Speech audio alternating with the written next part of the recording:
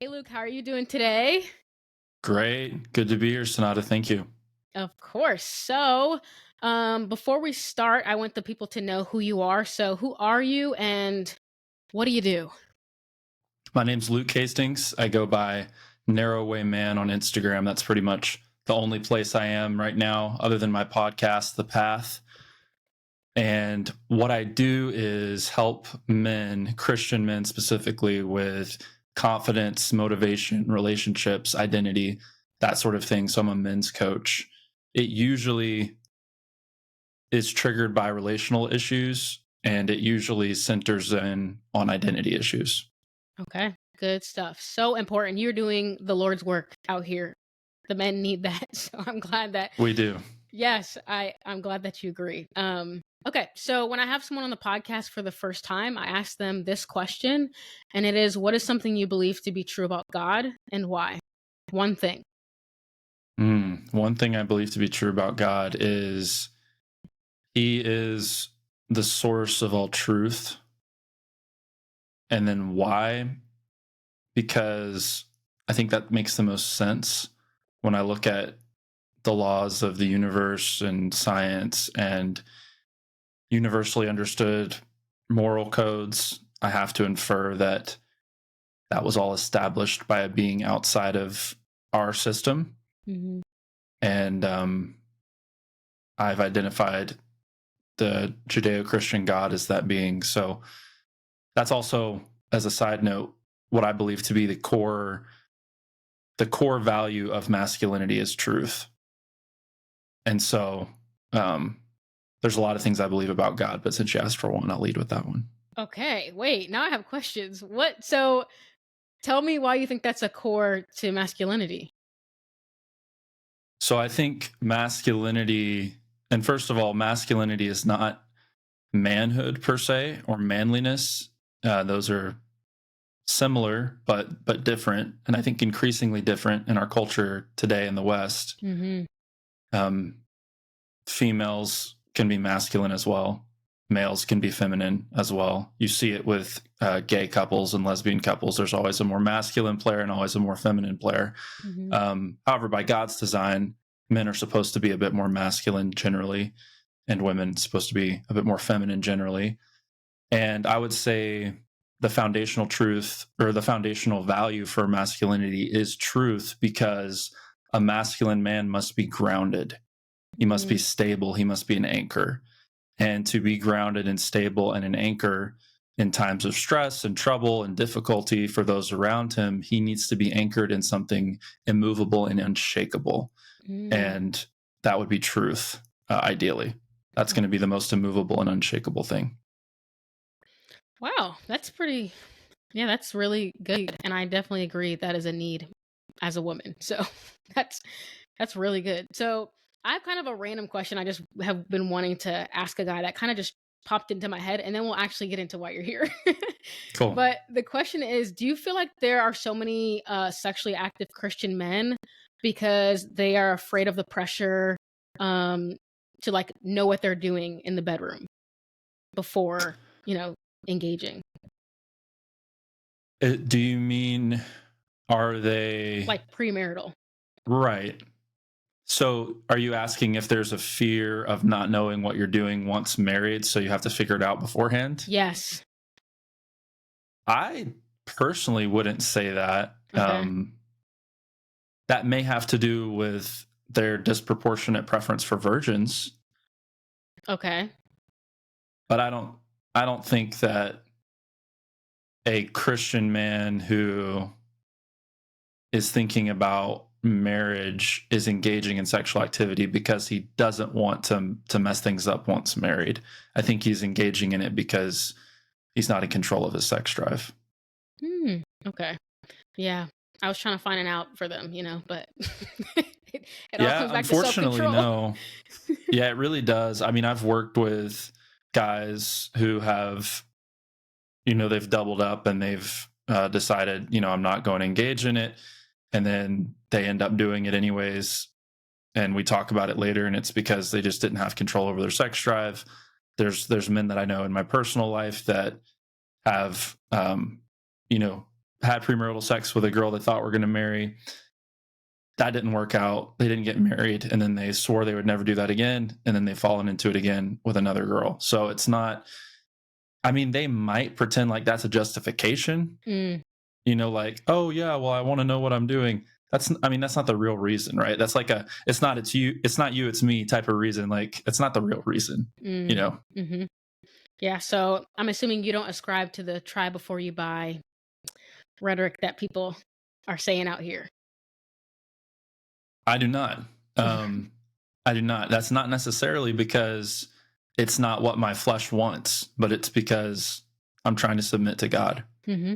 That's really good. So I think that's a good segue into our conversation today because I saw your TikTok, as you know, and I was like, wow, people don't really talk about sexual compatibility for people before they get married, like how to see that there might be Right. compatibility. So, um, yeah, how do you think Christians can know if they're sexually compatible? I know you kind of listed 5 ways. Like, let's jump into that.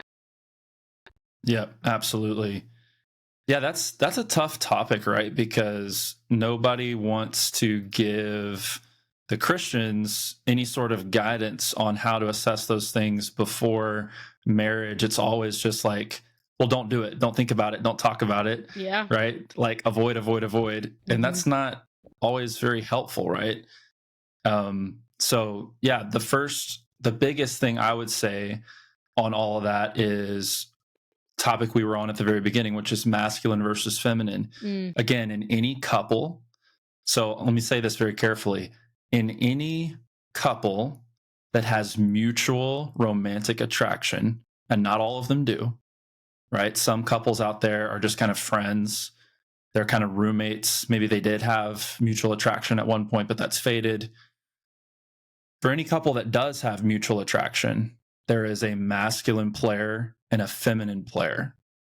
And it can be for gay couples, lesbian couples, heterosexual couples, all couples. mm, There's going to be a more masculine player, more feminine player. This has nothing to do with are they physically hot? Are they physically attractive? This is a different thing. And that's a hard thing for a lot of my guys to understand, is because as men, when we're on dating apps or we're on the internet or we're just out and about, we are very simple creatures. We see a woman, we think she's attractive, and we think that that's all we need to know. mm, Women are a little bit smarter with that. They will see a guy and be like, "Oh yeah, he's cute," but then they won't really start to develop as much as we do until they have an interaction or two with him. mm, I've heard women say multiple times, like, "Oh, it doesn't matter what he looks like. I need to like talk to him first to see if I'm actually attracted. I need to see how he behaves." Right. yeah. So, yeah, good for y'all women for being smarter than us with that. But um, that all to say, this is not physical attractiveness. This is masculine energy versus feminine energy. And what I've had clients run into is they'll have a very physically beautiful woman that they're excited to meet up with, and in some cases, unfortunately, they'll end up having sex with her, and this will be kind of as we're talking about their past, and they'll tell me, yeah, she was really pretty and I had sex with her, it didn't work out. And they would report that the sex wasn't very good. Mm, And we would talk about it. And I pointed out, hey, out of all of these women that you've dated in your past, she was the most masculine woman. mm, And because we would talk about, her mannerisms, what she liked, the things she did. And that has that dynamic chemistry that you see in the love story, the movies, the rom-coms, those kinds of things. That chemistry doesn't come from physical attractiveness. It comes from masculine energy versus feminine energy, and that chemistry transfers to the bedroom as well. It permeates everything. mhm, Another misconception with that is opposites attract, right? We all heard opposites attract. That's true from a friendship perspective. Like maybe an introvert attracts an extrovert, or maybe a more nerdy person attracts a more athletic person or whatever. mhm, Maybe as friends, there's some polarity there, but the actual sexual romantic chemistry comes from masculine versus feminine. And that can be two introverts together, it can be two extroverts together. Okay. Yeah, and I'm kind of wondering too, like, do you feel like the climate of like society and how like there's like a war against masculine and feminine and like do you think that's affecting like even men's masculinity and how they approach women or anything like that? 100%. Yeah, men, basically, if you think about everything that's being encouraged for women empowerment, boss babe culture, um, objectifying your body and calling it girl power, that kind of thing. Hmm. If you put all of those attributes that society is encouraging women to do in a bucket, you could label that bucket toxic masculinity if men were doing Mm, those same things. that is true. Wow. It's a complete reversal of what God designed. And of course, society would point to the bad actors of masculinity and show all of the ways that men get it wrong, because men do get it wrong. Men do have toxic elements to their masculinity at times. I'll be the first to admit that. But the underlying elements of it are being flipped, and men are being encouraged to throw the baby out with the bathwater. Like, yeah, it's bad for you to abuse power, but men are being asked to not only stop abusing power, but to just get rid of their power. Hmm. To not only be avoid over aggression, but to not be aggressive at all, you know? Hmm. Hmm. Whereas women are like, let's just do more of all those things. Yeah, yeah, and I feel like even lately with dating, like I don't know, it's like men want to be with they want to be taken care of more than they want to take care of. And it's just such an interesting change that I've noticed. Yep. Yep. It's and that has to do too with the modern West just creating a bunch of soft men from our soft existence. Hmm. It's tragic, very tragic. It is. But okay, what's our next one? The next one is physical openness. So that's going to just be a little cue. If a girl is physically free and unrestricted physically with her friends and family, then that's going to be a signal that she will be the same way in the bedroom. And I would say that for guys as well to an extent, but I think girls are more transparent with that. Hmm. And what I mean by that clearly is not anything sexual, but just like if she's giving hugs to her friends a lot, if she greets a friend and like wants to pat them on the shoulder and give them a side hug, and if she's cuddles with her family, you know, things like that, just wholesome things like that. But she's very open and loving and free that way. Mhm. That's a good sign. If she's more stiff and rigid physically, then at least in our culture, in the Western culture, then that's going to be an indicator that she'll be stiff and rigid in the bedroom as well. Mhm. Yeah, as you were talking, it kind of reminded me. Some people say like, "Oh, the quiet girls in church are the ones that are actually the freaks." So it's like, I guess it just what would you say to that? Because I feel like those girls are usually portrayed to be pretty like rigid and uncomfortable in their bodies, but people portray that to be like, "Oh, she's probably a freak." Yeah, I don't. That has to do, I think there's another point on that intensity of emotion. So that Mm, one, so that's our next point. okay. So we can kind of go into that. Yeah. If there's emotional dysfunction with a person, a lot of times with girls, but if there's emotional dysfunction, then that is going to make things not follow the rules, basically, right? Mm, So dysfunction by definition is when things don't function the way that they're supposed to function. mhm, So that general rule of physical openness, indicating openness and good flow in the bedroom, that might be overruled by emotional dysfunction.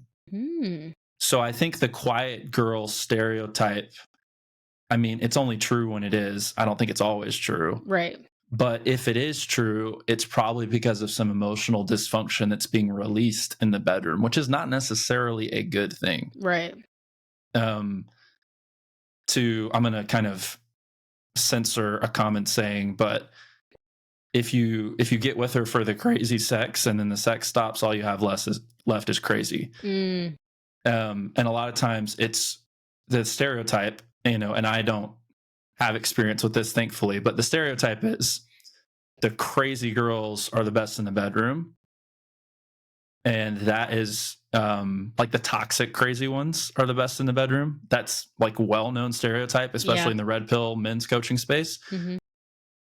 My interpretation of that is because it's of their intensity of emotion, and not just intensity, but the dysfunctional emotions that are Mm. being sort of released and processed in the bedroom. And that's not, I mean, obviously it can make for some sparks flying encounters, but it's not the right way for those emotions to be processed. Yeah. And Yeah. so I think that can apply for the repressed girl that's rigid, and the church girl in the front row that's super rigid because she's suppressing things and has some dysfunction. But it can also apply to the stereotypical, like, toxic crazy girl as well. They Mhm. both have their versions of that. But number three, intensity of emotion, it also can be a good thing too. Like, if she's a passionate person in general, that will Mhm. probably carry over. Yeah. Yeah. I was gonna say, like, yeah, so I guess the healthier version of that would just be a healthy passion. What do you think would be, Yeah. like, an example of, like, seeing that? I think I think a girl or a guy. I'm saying girl a lot because that original post you saw was written from the perspective of a man looking for a woman, so I'm using girl a lot. But I Mhm. think a lot of this applies to guys too.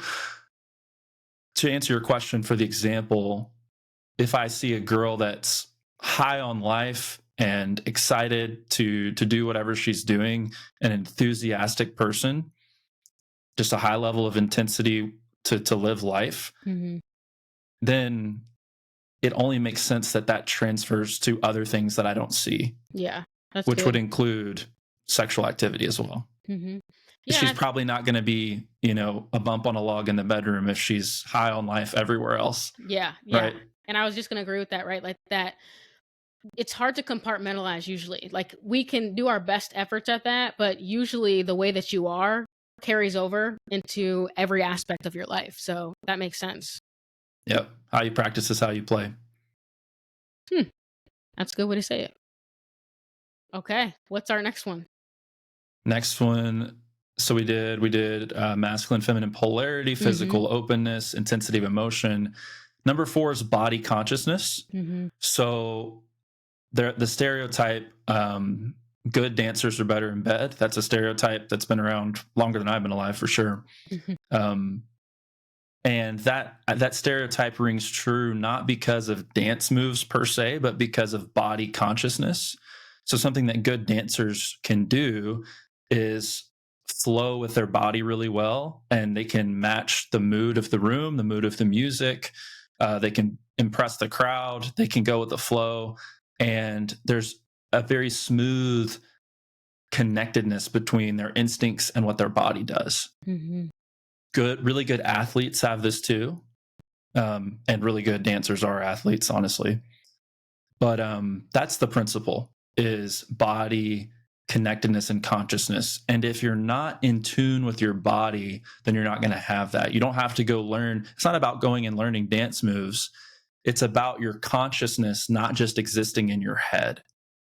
Mm. Like, a lot of people, especially, and this one I think is going to, if I had to be sexist about it, I would say this applied more to guys than girls, Mm. actually, um, because I think guys suffer more from the modern uh, white collar office jobs physically than girls do. Mm. For guys, it really suppresses a lot of our physicality to have to sit behind desks every day, or not have physically strenuous jobs, and so that brings our consciousnesses more out of our bodies and into our heads. So there's jokes made about, like, nerdy guys and professors, or that their bodies are just means of transportation for their heads, you know, Interesting. or I've like never the heard that STEM before. guys. Oh yeah, well, I heard it and never forgot it because I was like, oh yeah, that used to be me. Like, just, Mm. it's like this Jimmy Neutron type character. He's really smart and he's really quick intellectually, but his body is kind of not there. Mm. And he probably doesn't have intuition very strong. His gut reflexes, his gut feelings about things are probably pretty muted. Um, It's just, if it's not logically making sense, he won't get it. Like, he misses sarcasm a lot, that kind of thing, where you're not in tune with your body, in tune with the room. It's all of those things are kind of connected. Like a good dancer, for example, you've never met a good dancer that doesn't understand sarcasm and that's not also like decent socially, right? Mm-hmm. Like, they're going to be able to, they might not be the most popular person, but they're going to be able to understand those nuances. Yeah. So I feel like I'm hearing the guys that are listening right now. They're like, okay, if I'm not dancing, how can I get better with being more body conscious if it's not about dancing? Yeah, you need to be doing something where you move your body in some kind of a way that requires you to lean on your instincts. So going to the gym and studying all these like proper forms for all these lifts and exercises, that helps a little bit, but that's not really it. It's more of, I mean, dancing is a good thing, and that's a great way to meet women too, like social dancing, like line dances, country two-step dances, bachata, all those kinds of things. That's a good way to meet women and get in touch with your body. But anyways, if you don't want to do that, it would probably be, rec league sports, skateboarding, surfing, snowboarding, um, any kind of sport, probably mountain biking as well. Not so much road biking. That's just more of a pedal, pedal, pedal, right? But like things that require you to actively engage your reflexes. Hmm. That'll help you get in touch with your body. Yeah, that's really interesting. And I've actually done an episode 88 on dancing and like what it can create in relationship. And I was thinking too that, you know, I think dancers are good people. It kind of shows you that they listen, they can take instruction, and also that kind of that reflex thing you were talking about. They can kind of improv, and obviously that's something that's needed in the bedroom.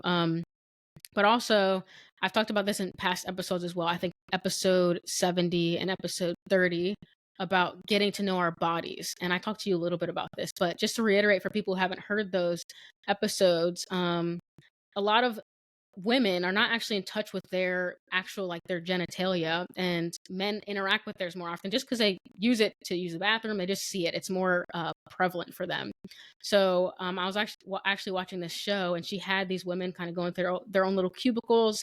They took a mirror in there, and they actually just like got to know their bodies, and those women left feeling like, oh, you know what, now I want to like keep her to myself. I don't want to just be giving her to anybody. And they had a more of a appreciation and also more like cohesive relationship with their body as well. So I think that's one way for women alongside dancing as well. Interesting. Hmm. That's fascinating. I've never heard of that experiment. Yeah, I can It's really see cool. if I can find that episode. It was on a reality TV show.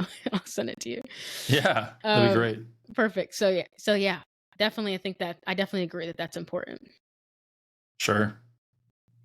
All right, is this our last one? We're about to be at our last one. Yeah. So number 4 was body consciousness. We just talked about that. Number 5 is general health. Mm, And so that's a catch-all for a lot of different things. So just to be brief with that, the the stereotypically, flavor of the century attractive body.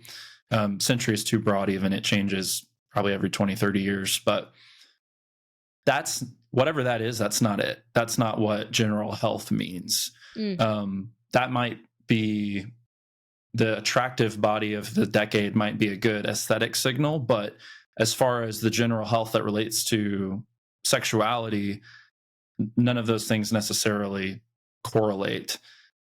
What correlates are things like diet and energy levels and cardiovascular health and body chemistry.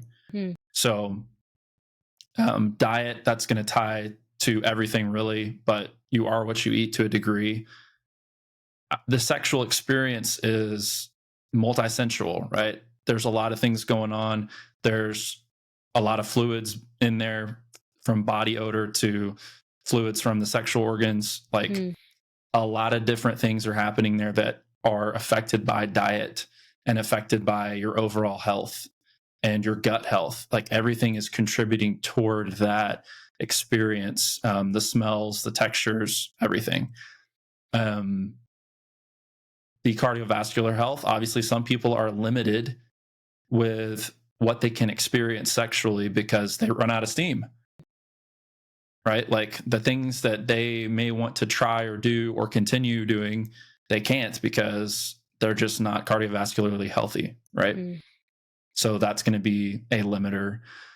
And then, of course, sleep, and there's some chronic things that people can't help as well that are still going to affect things, different health issues people might have that could limit their mobility or stamina or hormonal issues as well. Mm-hmm. And of course, a lot of people would say those can be fixed by diet, but it's going to depend on the person. Yeah, the willingness that comes back to self-control to a certain extent. Yeah. And as you were talking, I was thinking too, like erectile dysfunction and vaginismus, like that comes back to that to a certain extent. I think some of those things can come to like emotion. So I think that would kind of tie back into our conversation about emotional intensity, but also just emotions in general, because fear can affect both of those things, like vaginismus and also erectile dysfunction. So, oh yeah, making this list was hard because you could go into a lot of deeper nuances with that. For me, the fear side of it, you can sense that with the physical openness a lot of times. So if you go back to number 2, physical openness, a girl that's going to be sexually repressed and fearful is probably not going to also be physically open and touchy with her family and friends. Yeah, that's a good point. Those two probably wouldn't go together. They might sometimes, but generally speaking, they wouldn't. But yeah, you're totally right. The fear, and I think that would also fall under general health too, but like mental health, right? Like the fear, the suppression, guilt, all those things that Christians will have sometimes about sexual expression. Yeah, that's right there that's a whole nother thing. Yeah. That's a whole nother thing. Do you think you would add that? Like, I don't know how that would even work, but like, I'm trying to make like Neanderthal simple list here, right? For guys. Yeah, so but it's I mean, like, but you're we right. have room to explore that, like, oh, here, yeah. right? So, what would that maybe look like, or what are some things that you didn't add to the list that you were like, these are important, but I'm trying to keep it simple? Yeah, I mean, I think that's a good one to discuss. Of the like the spiritual environment, I guess. I mean, that's a big one right there, because I think in the West we've made a big mistake in that we separate spiritual from secular. I don't think that's a biblical idea. It's really a Western idea that spiritual and secular are different. We have this idea of like, we can pray for him or we can give him medicine, and it's like, God doesn't necessarily teach that the spiritual world is separate than the physical world. So yeah, that's good. I would say they definitely, I mean, when a demon possesses somebody, it affects them physically, right? Yeah. So I don't think that it's as separate as we think. But the spiritual side definitely ties into it. Yeah, that's a soapbox for another day. But I will say there are some women that I've dealt with either directly or indirectly through clients that you can sense that they're suppressed when they won't be honest about things that they should be in touch with, right? So if you can't get a young woman to, not that you should try to force this, but if you can't get a young woman to admit that a certain celebrity is attractive, that's a red flag. Like there are some of those quiet church girls, right, that they won't admit that a certain celebrity is attractive. Or if it's not him, okay, let's try another one. What about him? Is he attractive? Not really. It's like, okay, one of those guys I just named, you have to think is attractive, right? Like everybody knows that, right? They won't admit something like that, or maybe they won't admit things that turn them on, or things that they're attracted to. They won't admit it to another person or to themselves. Like those are red flags, because not just because she won't be good in the bedroom, but because she doesn't know herself or he doesn't know himself. And that type of person probably should be a little bit more self-realized and self-actualized before they get married, quite Mhm. frankly. Mm. Yeah, that is good. Um, and that reminded me of something. Let me see if I can remember. Yeah, I think that happens to a lot of men for sure. When I think it's because I've had this conversation with friends where like virgin women and virgin men, I feel like they approach sexuality so different. I think men are so scared, like to even I don't know. They have to turn their whole selves off and close themselves off to women. But women, I feel like virgin women are easier to like just flirt still or like I don't know, Yes. touch each other. Yes. So Yes. that's so interesting to me. Well, you're spot on with the men. The men, especially Christian men, I mean, to your point, virgin men who are usually going to be Christian, Hmm. um, they we actually have been taught through purity culture to be afraid of our sex drive. Mm, And so, to your point, usually our first response is, like you said, I got to shut this down. I can't acknowledge this. I can't think about this because we know that our sex drives are very powerful and they can be dangerous as well if left unchecked. mm, And so, and that's been drilled into our heads through sex being taboo, through purity culture, through really no help on how to sort through these kinds of things. hmm. And so we just suppress, suppress, suppress. And it turns into this dysfunctional battle of fear and suppression and shame. And yeah, we make it a lot more complicated. Whereas I think what you're saying is with women, it's just not as big of a deal, and it's more of a fun thing, Hmm. and it's more of a lighthearted thing. Yeah. Yeah. So what would you like say for that guy? How would you help him out? What do you think he needs to hear? Oh boy, that's such a big topic because a lot of the guys I work with are going through that right now in some shape or form, Mm, and I've been there myself. And it's often not. It's often sort of a cascade of realizations that you have to have, and it takes mm, time. And sometimes people are ready to hear different things, and sometimes they're not. But mm, if I had to be brief with it, I would say you need to bring God into all of your thoughts. He already knows them, and he already knows your motives, and he already knows motives you have that you don't even know. mm, He knows you to the deepest parts of your soul. A lot of times we're ashamed of our thoughts and our feelings. We don't know what's what. We're like, oh, I saw a beautiful woman and I felt some kind of way. Well, was that lusting? Or, oh, I know where my eyes just went. Did I just sin? Or, I had a thought about something for like 2 seconds instead of 1 second. Was that adultery? mm, And we're living in fear all the time of succumbing to those things. And so again, we're suppressing. The truth is your sex drive is good. A lot of us as men, though, have learned only to associate the sex drive with lust. Like we only know it, like the virgin men, right? Like that are in their, I would say, virgin men in their late 20s and younger only understand their sex drive in the context of lust. They have not had a chance to experience that in any sort of wholesome way. It's always been something that they have to be careful about and suppress.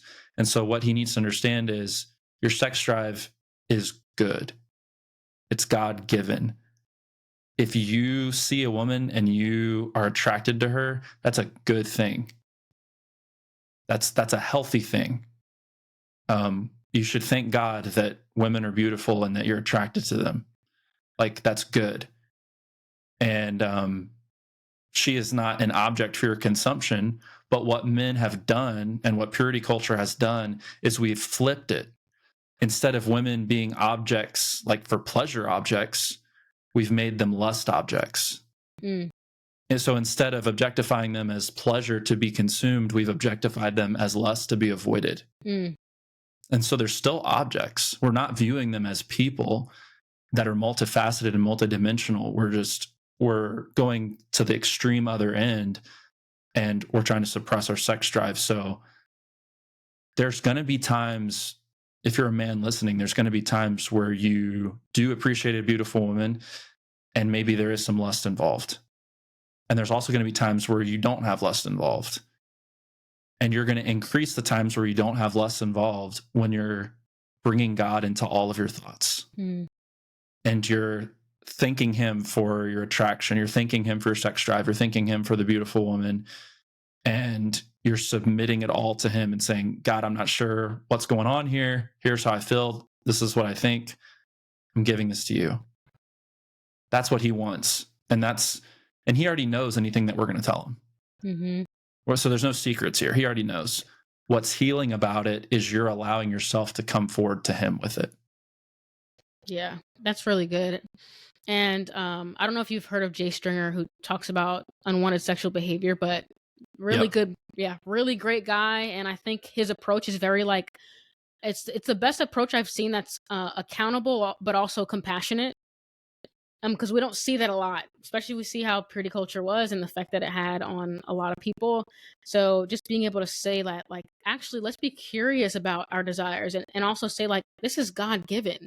There are even people who are in secular spaces who say at the core of self-actualization or even becoming a person is sex. Like, to be a human, it's a part of you from birth. Your body was made to have sex. So I think it's so important that we reiterate, like, this is a God thing, and we just have to be self-controlled. And that's one of the fruit of the Spirit across the board. It's not just for sex.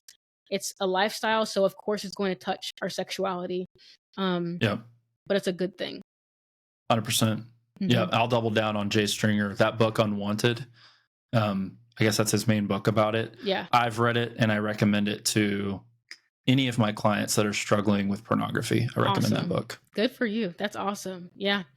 Love that guy. So I think that's a good segue to asking you, where can the people find you if they actually want to work with you? Yeah. I'm on IG right now, Instagram at narrowwayman.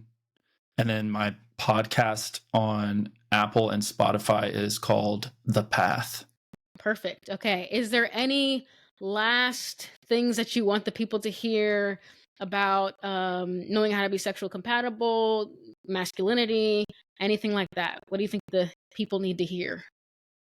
Yeah, bottom line is you have to ask yourself this question, because I assume your audience is mostly Christian or open-minded to Christianity. You have to ask yourself this: do I really believe that I can trust God's way over mine? Do I really believe that God has my best interest at heart? Not just a bunch of rules, not just like things that I have to submit to and sacrifice for, but truly my best interest. Because if you don't believe that he has your best interest at heart, what are you doing? What are you doing being a Christian? What are you doing following him?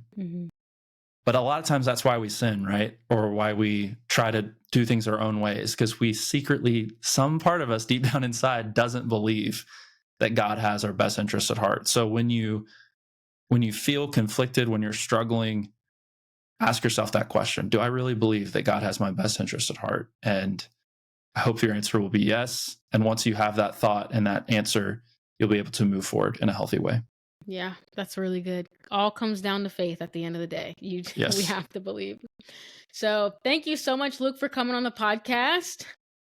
Absolutely. It's been a pleasure. Of course. Yeah. So as you guys know, you can follow the Parallel at the Parallel Pod on Instagram, TikTok, and YouTube. Remember to kiss the sun, speak the truth in love, and I'll be seeing you guys in 2 weeks. Bye.